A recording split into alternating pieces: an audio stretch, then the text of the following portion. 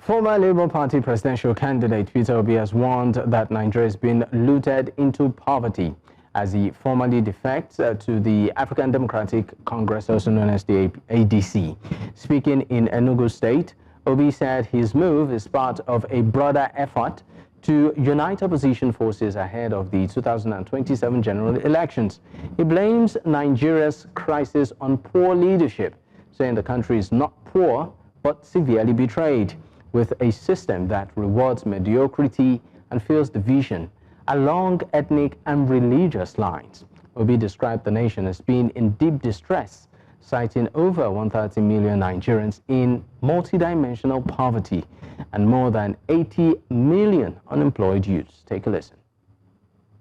So all of us that are gathered here, I've been part of this coalition from day one, because I've heard people say it's trying to defect or join party. I was part of this coalition from day one. So our people know I was part of it when it was being discussed. I was part of it when it was launched.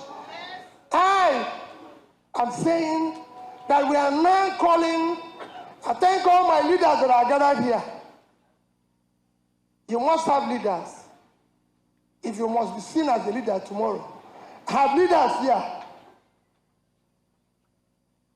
Achikudenwa is here. Okwesiazawodo is here. Sam Egwu is here. Peter Obi is here.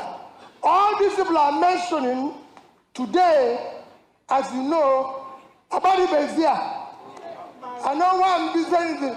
These are people who are my senior in age, in politics, in everything. And I thank them that we say we'll be a family. Yes. We are not going to be a family of crime.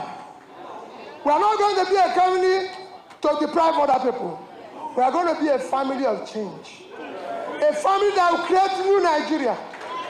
That is what the family is all about. We've watched people tell us story in midst of plenty, and we're hungry. So we have all come together and to ensure that we become fully member of this coalition of ADC led by distinguished Senator David Mark. That is why we came together. We will in the coming months be able to tell you what this coalition have that is different from what is happening today. Because we must show the difference.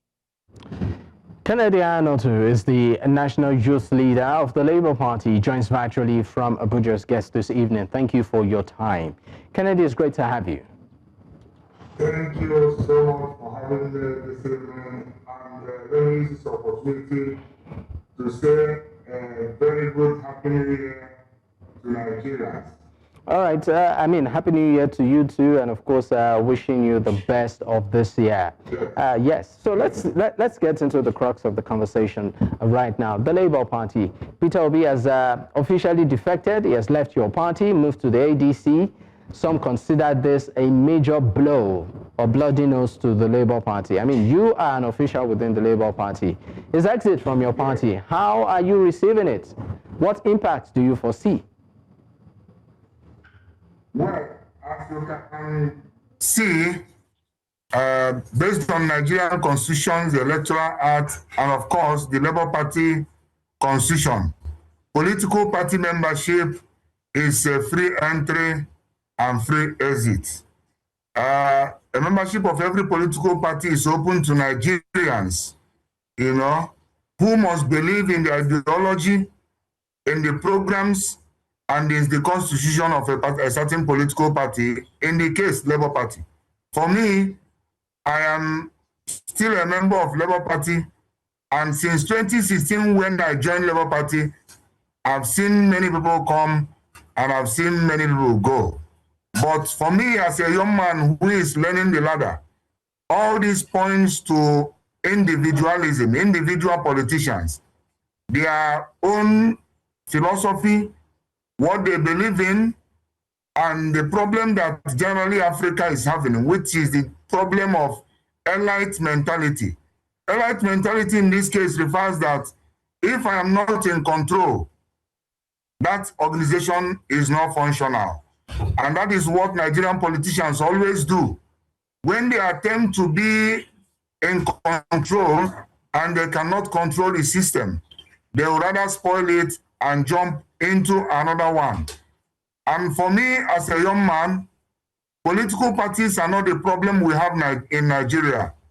Political gladiators are the problem we have in Nigeria because they don't believe in multi-party democracy.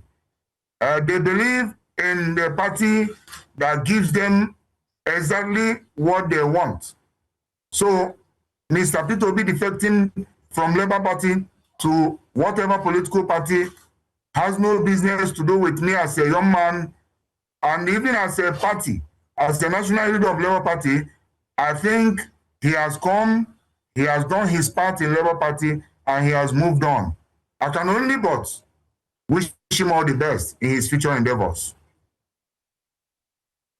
That when political gladiators cannot control or are no more in control within a space, they tend to jump ship.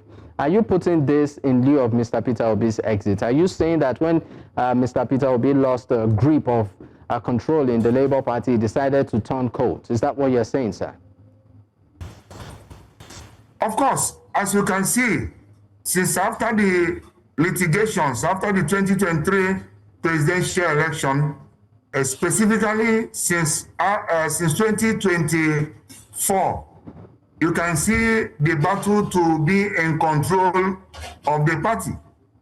You know, I am always short of words when I see people talk about democracy, but in real sense of it, they are not interested in democracy. They are interested in capitalism, in being in total control of the system. Like I said, since 2016, I've been a member of the Labour Party. I became the World Secretary of Labour Party. I became the Local Government Secretary of Labour Party in Abuja Municipal Area Council. I became the Director of ICT of Labour Party. I became the Deputy National Secretary of Labour Party. I became the National Youth Leader of Labour Party.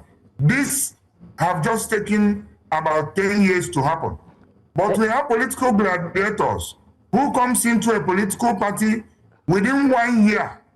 They want to take control of that political party and chase away those that have institutional memory of that organization. And this has been the problem of political organizations in Nigeria. Is it truly? No words. Is it no words to say that we have political gladiators that when they are not in control of political parties, they move away and join another political organization. Is it really about control, or the fact that Labour Party in itself had or has internal crisis that it has refused to resolve? I mean, for those of us that are observing it from the internal crisis. Okay. The internal crisis you are talking about must have been caused by someone. And the man that left the party is one of the people that caused the internal crisis. Ordinarily, the party has no reason to have been categorized as a political party that should be having an internal crisis. And if you can remember, the same political party they are celebrating now, at some point, had internal crisis. But the point is that some people must show their ambition and believe in institutional sustainability to be able to allow true democracy to thrive. All right. We'll go on our very first break. When we return, we'll broaden this conversation to look at what next for the Labour Party. And of course, in lieu of 2027, what is the game strategy? Stay with us. We'll be right back. Nigeria has begun, of course, implementing sweeping tax reforms. But before we get into that, I still have my guest with me, Mr. Ahanotu Kennedy. And of course, we are discussing the issues within the Labour Party at the moment. Before I let you go, I'd like to ask you this. You said that there are quite a number of persons who just want control within the Labour Party, right? You said one of those that left the party is Mr. Peter Obi. But Dr. Alex Oti, who is the governor of Abia State, is still within the party and I still maintain that he is going nowhere. I'd like you to speak on the position of Dr. Alex Oti within the Labour Party. Well, like I said, every family has their structure, has their disciplinary measures. As you can, if you can cast your mind back, Dr. Alex Oti was suspended by the Labour Party. And if he's still a member of the party because he has not been expelled. So, but the question is, has he resolved his suspension? Has he been returned back into the party? Is he working with the party leadership? So that is the question the journalists should ask Dr. Alex Oti. So what have you been able to contribute into the development of the party since he became governor of Abia State? So these are part of the issues that I'm talking about control of the leadership of the party. The man you mentioned, Dr. Alex Oti, and Mr. Peter Obi that just left to another political party, was the one that called an illegal meeting using the Abia People's Fund in Umuahia in September 4th, 2024, that brought about the problem that the media is showcasing that Labour Party has. If they didn't call that meeting in Umuahia, I can tell you that there is no problem in Labour Party. Even as it stands today, there is no problem in Labour Party. Labour Party has one leadership under the chairmanship of Barrister Julius Abure and Omar Farouk as the national chairman and national secretary. So it is those that are suspended, those that left. And I will be happy to see if when tomorrow ADC has problem, if His Excellency Mr. Peter Obi will not come inside the house, will not go inside the house in ADC to resolve the problem and move ahead as family. I'll be surprised if Mr. Peter Obi, after leaving ABGA, coming to PDP and coming to Labour Party. In fact, he started from NMPP to ABGA to PDP and to Labour Party and eventually in ADC. So if tomorrow there is no settlement of some certain crises that will soon emerge in that ADC coalition they are talking about, if they didn't resolve, I hope we'll be able to look for another political party. And this will point us to a fact that sometimes it's not about the institution.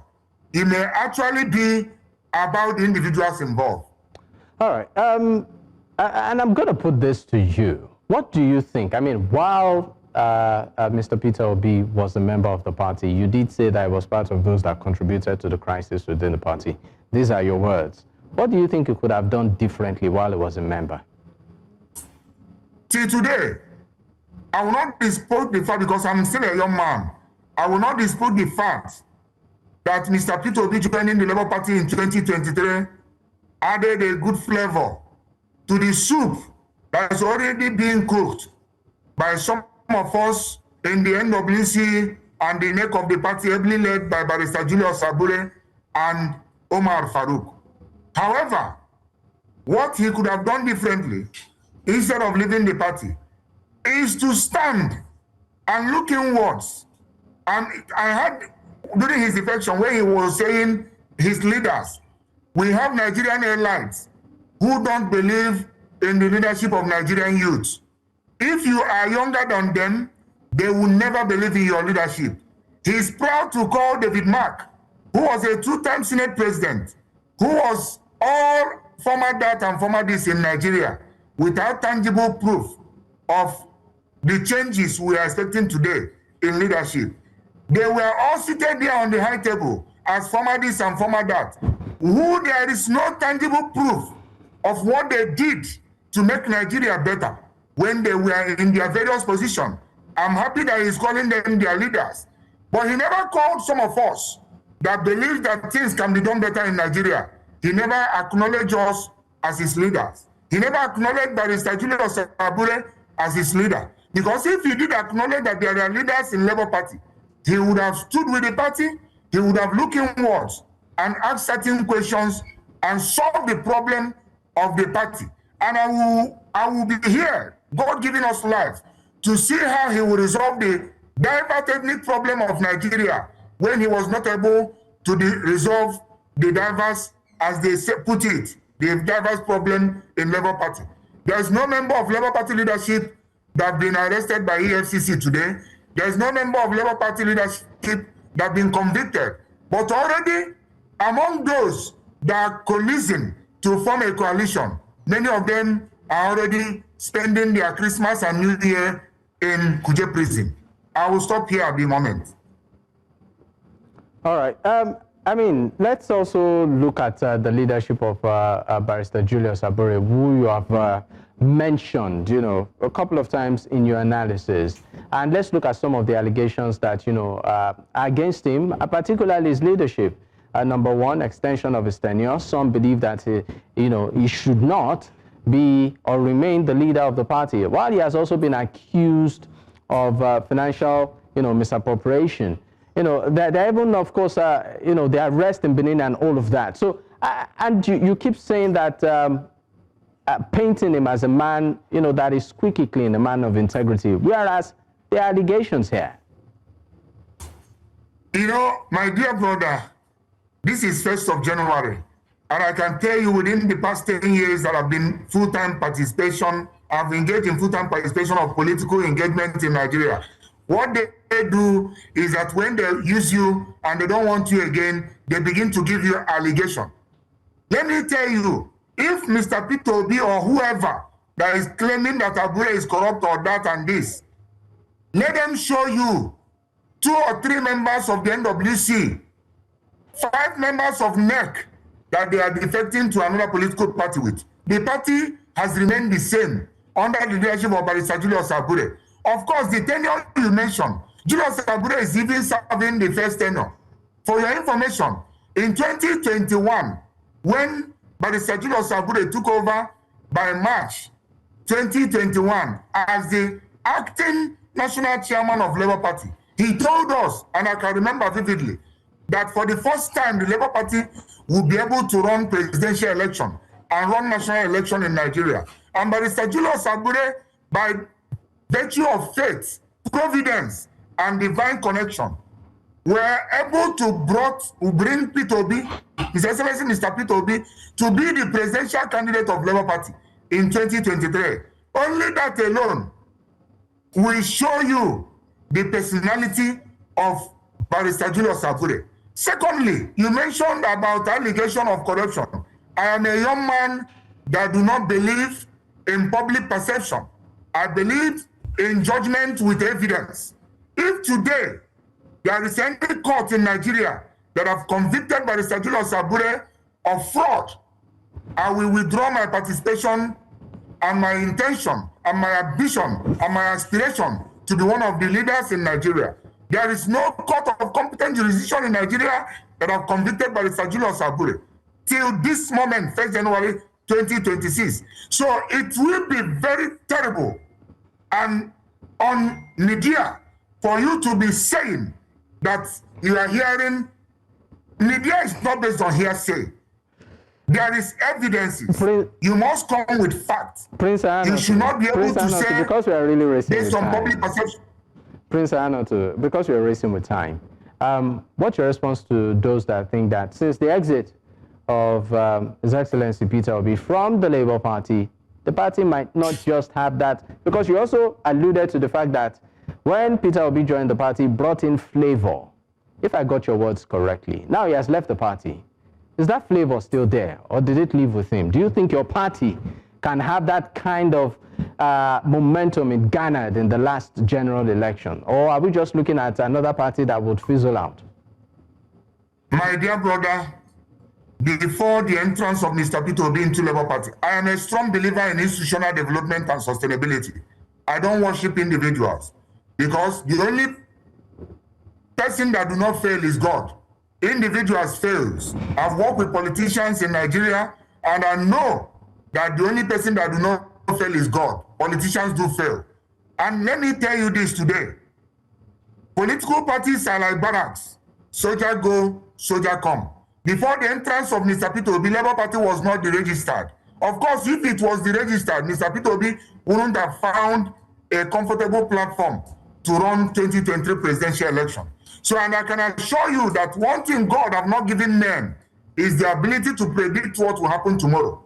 You may think that his exit is the end of Labour Party, but I can tell you this, that it may be the beginning of the rise, of the development, of the sustainability, of the emergence into glory of Labour Party. Go and write it down. This is not the end of Labour Party, but rather, this is the beginning of Labour Party. And I will tell Nigerians using this opportunity, if we want Nigeria to be better, let's not worship individuals. Let's begin to worship institutions. Let's not worship personal development and personal achievement. Let's begin to worship institutional development and institutional achievement. Thank you very much. All right, Prince Kennedy Ahanotu is the national youth leader of the Labour Party. He joins virtually from Abuja. Thank you for your time on the show this evening. Thank you so much, my dear brother. All right.